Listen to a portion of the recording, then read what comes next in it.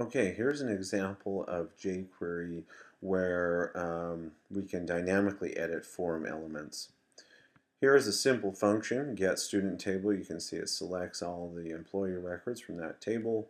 It goes through and it builds a table, row and columns with a form in between each row. So in the end, it looks something like this. So we have rows and columns coming from the database, and just loaded those into separate rows. I have an edit button at the end, and that's the edit button there that we see at the end. Then here's my HTML page. Note that I'm including some JavaScript library, jQuery library from Google. I have some more JavaScript that I'll come back and look at in a second. And then all I'm doing down here in the body is I have one div that's going to contain a message for me after I'm done saving or editing.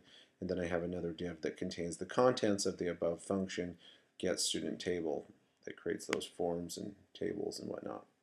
But the jQuery that we need to be able to do in English, essentially what we want to have happen is when I click edit, I want to be able to edit these fields. I want this button to change to save, and then when I click save, I want it to send to the database and reflect those changes that I made in the database. So here, let me walk through the JavaScript or jQuery. When the don't do any of this script until the document has been fully loaded.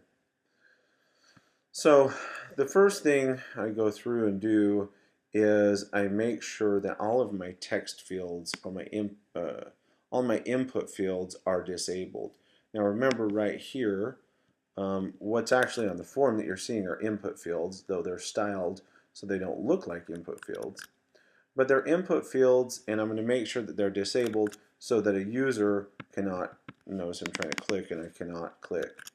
So that is what this goes through. It sets the disabled attribute to true for every input element that's not a button that's on the page. Then I just created a function that I'm going to be able to use later on. And all this function does is it goes through each of those input elements that's not a button class. And obviously my edit button is of the class button. And I don't want to disable that, so that's why I ignored it up there. And for each of the input elements, essentially what this function does that I wrote, when I call it, it will go and toggle the class, meaning it will go and apply this particular CSS class to it. It will also check to see if the disabled attribute is set, and if it is, we'll set it to false. Otherwise, we'll set it to true. So that will toggle the disabled property of those input tags. The next part of this is on the form. When the form itself is submitted, we will run the following function. The first thing we will do is we'll prevent the form from doing its default action, from actually refreshing the page and sending stuff back to the server. We don't want that to happen yet. Then what I've done is I've just went ahead and pulled out the button, edit button, when we first arrived there. If the value is equal to edit, we'll go ahead and toggle. That means we will go ahead and open up all these text boxes. So I click edit and notice they all become live. That's what toggle did. And then it switched the value of the button to save.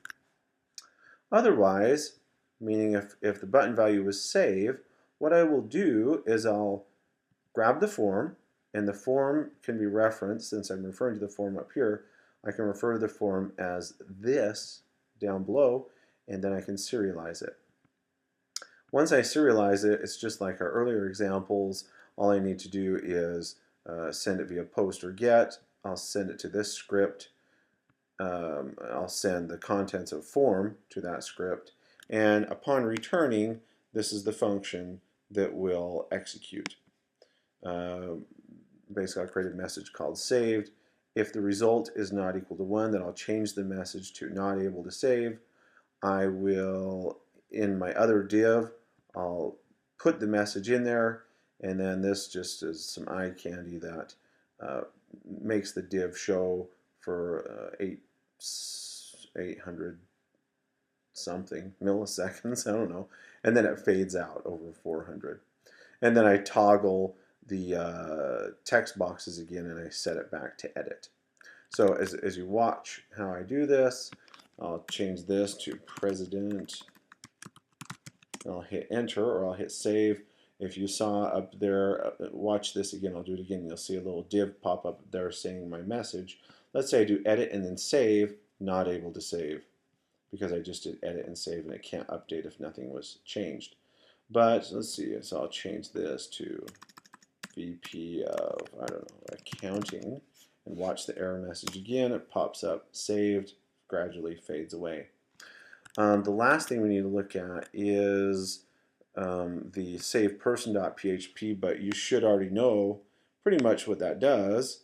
Saveperson.php grabs the post variables and it creates then we need to create our query. You could do it the long way, like update employees, set employee number equal to $get employee number and last name, or I guess it's not and, is it? Comma. Last name equal to this, blah, blah, blah, blah, blah, where, have a where statement. Or maybe I can make it a little bit more dynamic so that I can do this on multiple pages and multiple forms. I can start off my query, and then I'm going to loop through each of the values in my post variable. If it's numeric, then I want to put, oh yeah, if it's numeric, I don't want quotes around this value in my update string. If it is numeric, I do want single quotes around it. Get rid of the last comma. You'd have to actually type this in and print the update string out to see what's going on. Anyway, I build the query, I connect to MySQL, and I execute the query, and then I'm just echoing whatever MySQL affected rows returns, which should be a 1 if it was successful, a 0 otherwise. And so that's back here how I was testing for that result, 1 or 0. So that is an example of making your forms a little bit more dynamic and not having to reload the page, just sending the content that is changed using jQuery.